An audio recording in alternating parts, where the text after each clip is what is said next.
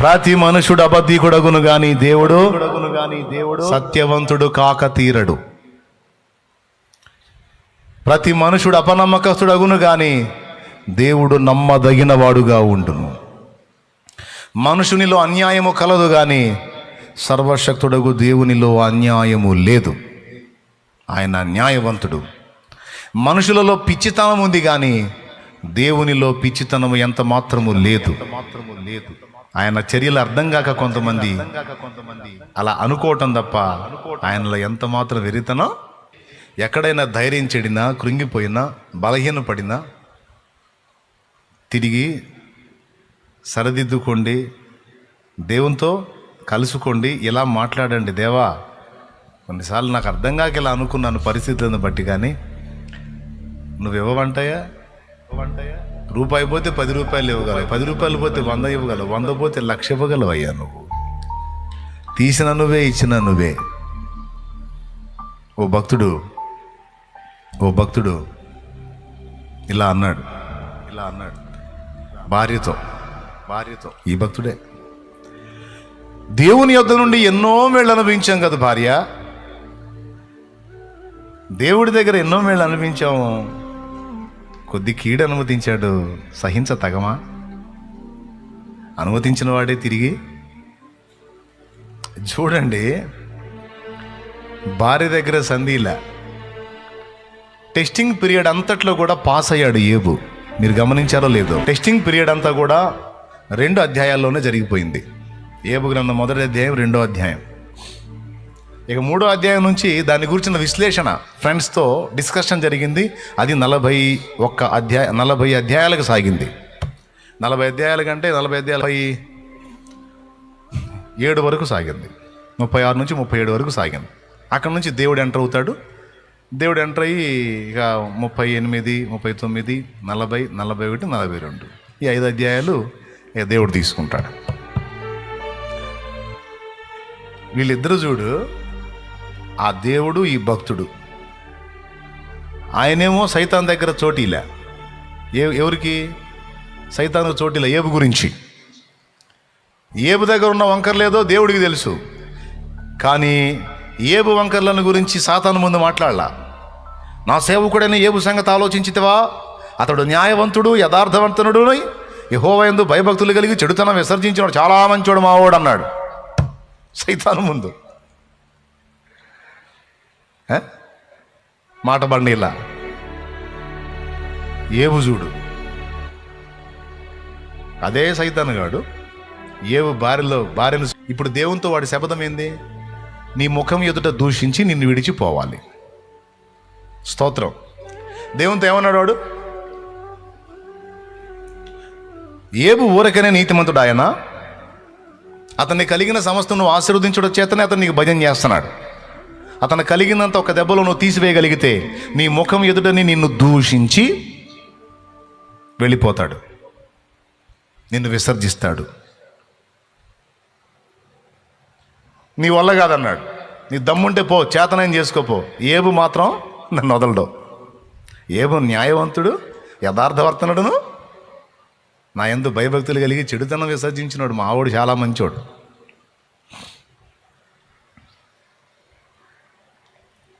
ఏబు భార్య ద్వారా ఏబు దగ్గరకు వచ్చాడు సైతాను. వచ్చి దేవునికి వ్యతిరేకంగా మాట్లాడుతున్నాడు. అక్కడేమో దేవుడి దగ్గరికి పోయి ఏబుకు వ్యతిరేకంగా మాట్లాడాడు. కొంచెం మీరు అర్థం చేసుకోవడానికి ట్రై చేయండి. సైతాను దేవుడి దగ్గరికి వెళ్ళి ఏబు విషయంలో వ్యతిరేకంగా మాట్లాడాడు. అన్ని దీవిస్తే ఎవడైనా భజన చేస్తాడులే, ఆయనే పెద్ద మనిషి కాదు, కానీ ఒక్క వెయిట్ వేసి చూడు, భజనలు కాస్త బాధలుగా మారిపోతాయి, శోధనలుగా మారిపోతాయి, రివర్స్ అయిపోతాడు అని. ఏబు బుద్ధి అంత స్థిరమైంది కాదు, ఏబు అంత నమ్మకస్తుడేం కాదన్నట్టు ఏబుకు వ్యతిరేకంగా దేవుని ముందు మాట్లాడాడు. ఏబు దగ్గరకు వచ్చి దేవునికి వ్యతిరేకంగా మాట్లాడిపిస్తున్నాడు ఏ భార్య చేత. అన్నీ ఇచ్చినట్టే ఇచ్చి మొత్తం తీసేసుకున్నాడు. ఏం ఒరిగింది, ఏం మిగిలింది? చివరికి ఎందుకు పనికి రాకుండా రోగిష్టోడిపై ఒళ్ళంతా కుళ్ళబెట్టుకొని మళ్ళీ భజన చేస్తున్న బుద్ధి లేకుండా దేవుణ్ణి దూషించి చావు. అప్పుడు ఏమేమన్నాడు తెలుసా? నిజమేనమ్మాయి, అన్యాయమే చేశాడు, నాకు దుర్మార్గం చేశాడు అనలా. ఓయ్ మూర్ఖాలు మాట్లాడినట్టు మాట్లాడు వాకు. ఆయన మంచోడు. దేవుడు భక్తుడు వాళ్ళ మనసులు చూడండి. స్తోత్రం. దేవుడు తన దాసుడు వారి హృదయాలు చూడండి, వారి మనసులు చూడండి. ఆయనేమో భక్తుడి మీద మాట పడినాడు, భక్తుడేమో ఆయన మీద మాట పడ్డాడు.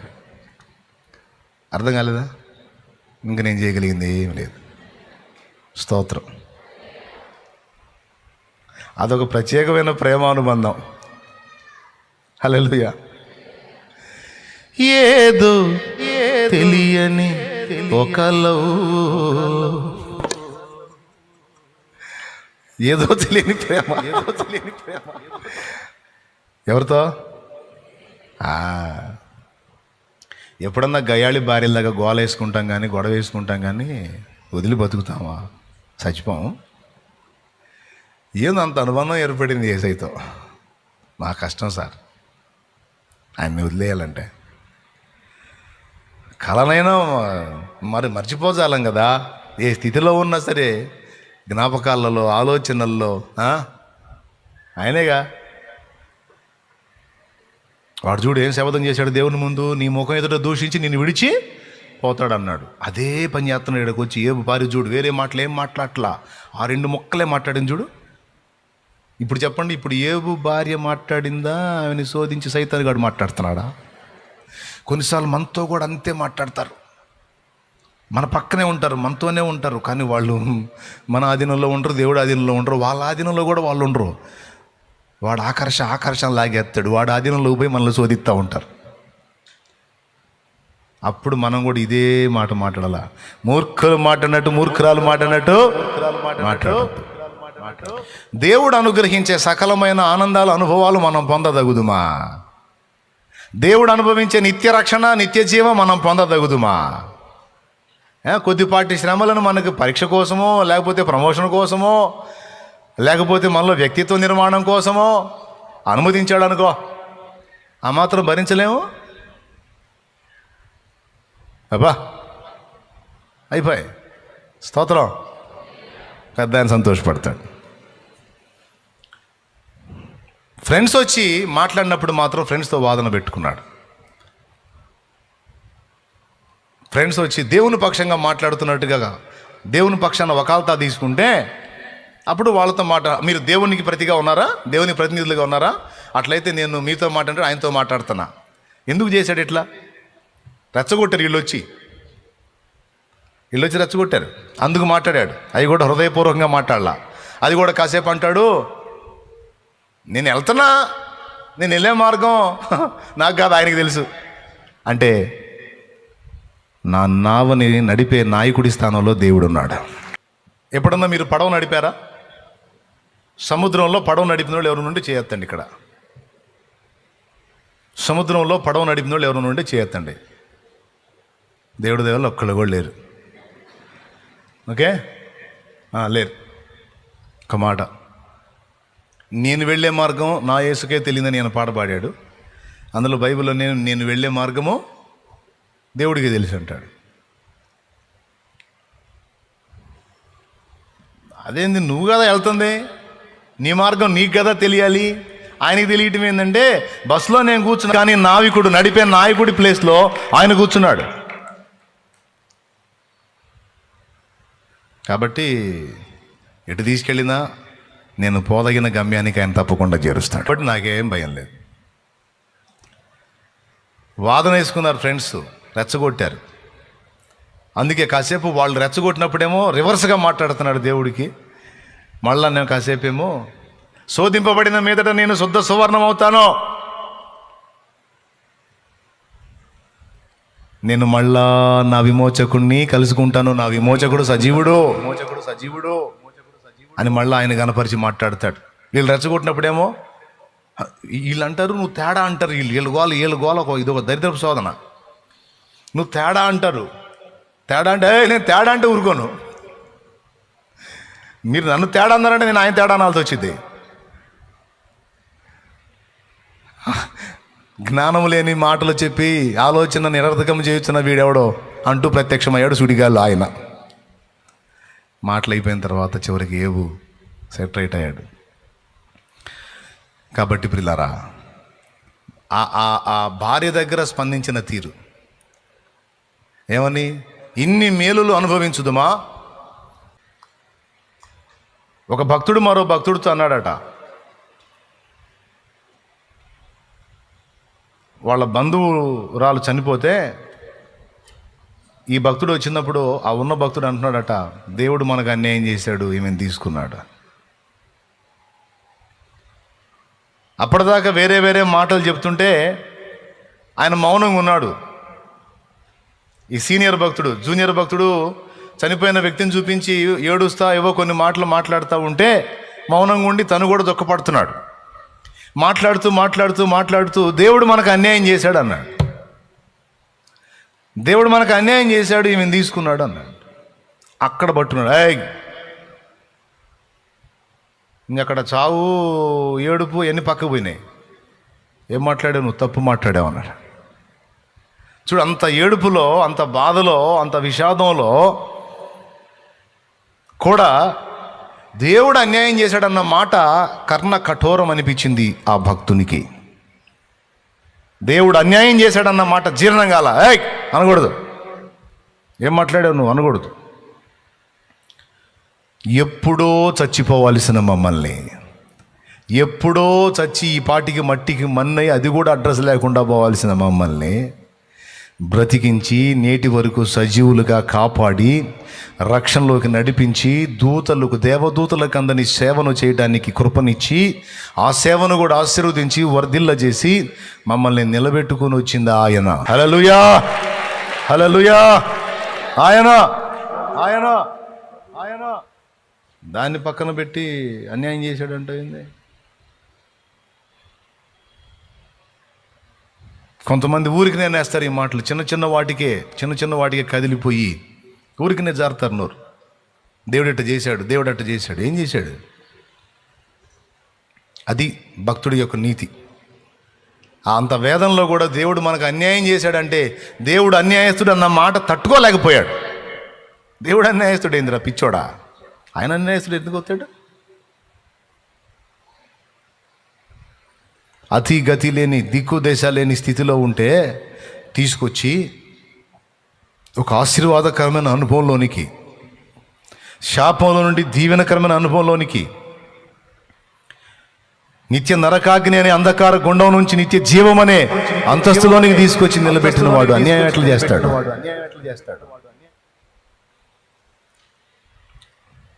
నీ గుండెలో ఇలాంటి ముద్ర ఉండాలి. ఆ మాట నీకు నీ సొంతోడన్నా బయటోడన్నా నీకు జీర్ణం కాకూడదు. అన్యాయం చేశాడు, అట్లా చేశాడు, ఇట్లా అయిపోయింది. ఏ స్థితిలో, ఏ పరిస్థితిని బట్టి ఆ మాట వచ్చినా సరే దాన్ని మనం తట్టుకోవటానికి లేదు. వెంటనే రివర్స్ అవ్వాలి. స్తోత్రం. ఆయన సత్యవంతుడు, న్యాయవంతుడు, నమ్మదగినవాడు. పిచ్చి పనులు కాదు, పిచ్చి పనుల్లో అనిపించే ఆయన కార్యాల్లో మనకందని అనంత జ్ఞానం. మనకు దేవుడు చేసే కార్యాలు కొన్ని వెర్రి కార్యాల్లాగా, వెర్రిమొర్రి చేష్టల్లాగా అనిపిస్తాయి, కానీ అందులో నీకు అర్థం కాని జ్ఞానం ఉంటుంది, నీకు అర్థం కాని మర్మం ఉంటుంది. సడన్గా ఒక శాలరీ లేచింది అనుకో, అయ్యో ఎందుకు పోయాడో అంటావు, నువ్వు ఏడుస్తావు. ఎందుకు పోయిందో, ఎందుకు పోయాడో నీకు తెలియదు. సడన్గా ఒక నష్టం కలిగిందో, ఎందుకు కలిగిందని ఏడుస్తావు నువ్వు. దాని వెనుకున్న ఆంతర్యం ఏంటో నీకు తెలియదు. ప్రతి విషయంలో అంతే. ఇది ఇలా ఎందుకు జరిగింది, అలా ఎందుకు జరిగిందని ఏడ్చి మొత్తుకొని గగ్గోలు పెడతావు, కానీ భూత భవిష్యత్ వర్తమాన కాలములన్నీ ఎరిగిన వాడు నీకు తోడై ఉన్నాడని, ఆయనకు తెలియకుండా ఏది జరగదని, నీకేది అనుమతించినా, నాకేది అనుమతించినా అన్నిటి వెనక సమస్తము సమకూర్చి మన మేలుకి, మన మంచికి, మన క్షేమానికి, మన ఆశీర్వాదానికి, మన అభివృద్ధికే తీసుకొస్తాడన్న సంగతి మనం ఎరుగని కారణము చేత మనం ప్రస్తుతాన్నే తెలుసుకోలేము. ఇప్పుడు ఇంకో నెక్స్ట్ నిమిషం ఏంటో తెలియదు మనకి. ఎప్పటికప్పుడు బ్రతుకులు మనై. గడిచిన నిన్న తెలుసు, కానీ జరుగుతున్న నేడు కూడా ఇంకొక నిమిషం తర్వాత ఏంటో తెలియదు, రేపేంటో తెలియదు. కానీ ఆయన అన్ని కాలములలో ఉన్నవాడు. గడిచిన కాలం తెలుసు, జరుగుతున్న కాలం తెలుసు, జరగబోతున్న కాలం కూడా తెలుసు. త్రికాలజ్ఞుడు ఆయన. ఇప్పుడు చెప్పండి, ఎవరి జ్ఞానం గొప్పదే? భూత భవిష్యత్ వర్తమాన కాలాలు ఎరిగిన వాడు ఆలోచన గొప్పదా? ఆయన నడిపింపులు గొప్పయా? లేకపోతే మన మట్టి బుర్ర ఇది గొప్పదా? చెప్పు. నీ జ్ఞానం ప్రకారం నడుస్తాడు కావాలంటే. నీ మనసు దోచినట్టు చేయమంటావా? చెప్పు. అట్లనే ఓకే ఓకే బేటా అంటాడు. ఏమంటావు? నడిపిస్తా నీ నావాని పాట పాడతావా, లేదా నడిపించి నా నావాని పాట పాడతావా? చెప్పు. యేసయ్యా నడిపిస్తా నీ నావా, నువ్వు కూర్చో, నేను నడిపిస్తా, నేను ఎడి తిప్పితే ఎడు తిరుగు, అంతే. ఏం పాడతారు మీరు? నడిపిస్తా నీ నావా? వద్దులే, ఆయన కూర్చొని నేను ఈ డ్రైవింగ్ సీట్లో ఆల్రెడీ కూర్చొని ఉన్నాడులే, నడిపిస్తాడు. భూత భవిష్యత్తు వర్తమాన కాలముల త్రికాల జ్ఞానం కలిగిన వాడు ఆయన. ఎవరేంటో, ఎవరెందుకో, ఎవరు ఎలానో, నీ జీవితంలో ఏది ఎప్పుడు ఏంటో అంతా తెలుసు. సమస్తము ఎరిగినటువంటి సృష్టికర్తకు నీ జీవితాన్ని, నీ సమస్త ఆలోచనలను, నీ పరిస్థితుల్ని, సమస్యల్ని అప్పచెప్పి నీ చిత్తమే సిద్ధించుగాకాను, నీ ఆలోచనే నెరవేరునుగాకాను, నీ సంకల్పమే సిద్ధించునుగాకాను. ఎందుకంటే నా యోచన యుక్తం కాదు, నీ యోచన యుక్తమైంది. నాకు గడిచిపోయిన నిన్న తెలుసు కానీ రేపు తెలియదేసయ్యా. కానీ నీకు నా నిన్న తెలుసు, నేడు తెలుసు, రేపు కూడా తెలుసు. కాబట్టి అన్ని కాలాలకు సరిపోయిన వాడివి. నీ జ్ఞానం గొప్పదయ్యా. నీ ఆలోచనే నాలో నెరవేరాలి. దేవుని యందు అన్యాయం లేదు.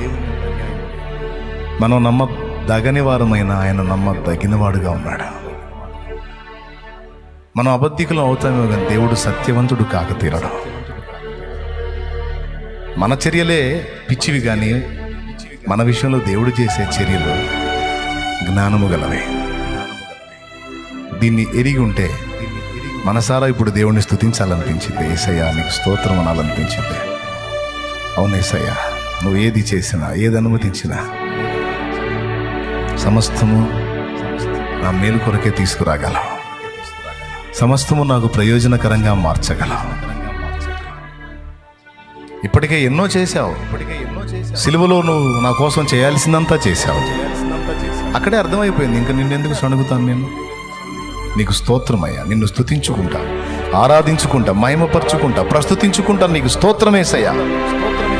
సన్నుతించు దేవుణ్ణి, మనసారా సన్నుతించు, కొనియాడు. స్తోత్రం.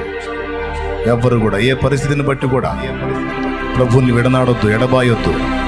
హృదయంలో ఒక స్థిరమైన తీర్మానం.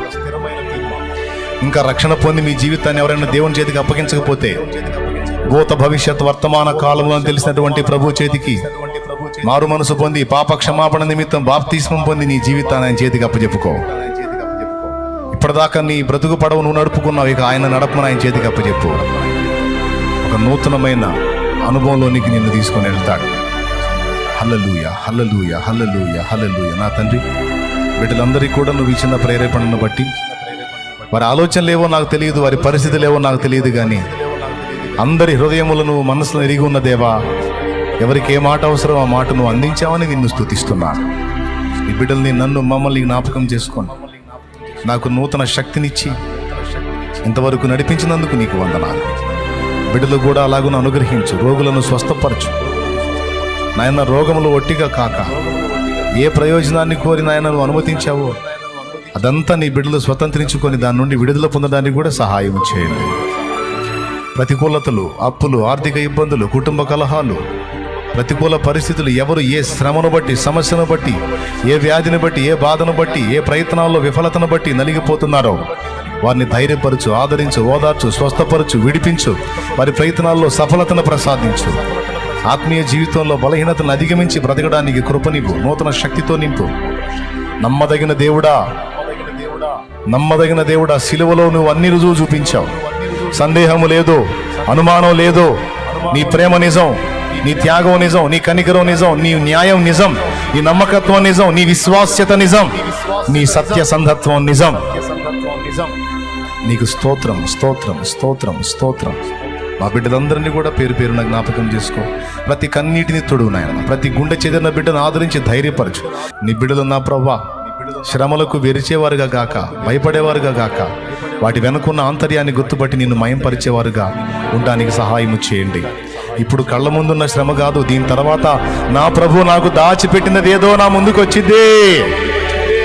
ఈరోజు నేను శ్రమను అనుభవిస్తున్నాను, దీని తర్వాత నాకు దేవుడు దాచిపెట్టిన గొప్పది నాకు లభిస్తుంది, నేను దాన్ని స్వతంత్రించుకుంటాను అన్న నిశ్చయత బిడ్డలందరికీ దయచేయండి.